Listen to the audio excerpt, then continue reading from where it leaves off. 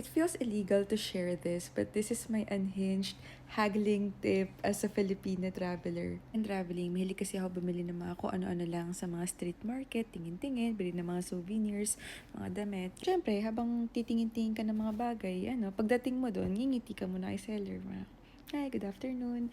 Pag friendly yung datingan mo, minsan chichikahin ka nila na, where are you from? So, sasabihin ko, I'm from the Philippines. Eh, karamihan naman, alam naman na yung Philippines. Oh, good country, Philippines. Once nag-warm up na yung seller sa akin, so, tatargetin ko na kung ano yung mga gusto ko bilhin. So, tatanungin ko na, how much for this? For that, 100 only.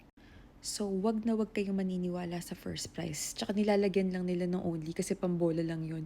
Pero never accept the first price. Dito na pumapasok yung diskarte. So, important din na pagpunta mo pa lang sa kanila, medyo ngingitian mo sila, medyo magiging friendly ka sa kanila, para kapag haggling na, di ba? Bibigyan ka nila ng good price. Tapos, ang lagi ko pang sinasabi, bawa, sabi niya 100. Sabihin ko, no, no, no, that's too expensive for me. I'm not rich. I'm not a white person. Don't give me white person price. I'm a Filipina.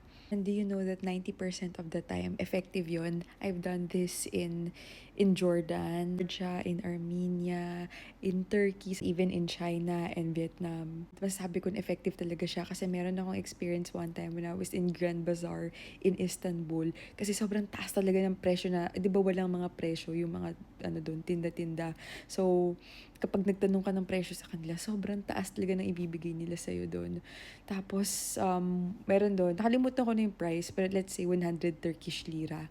Tapos alam mo kung magkano ko lang nakuha. Parang, di ba nga sabi ko, I'm not white person, I'm not rich, I don't have money. Give me friendly price, Filipino price.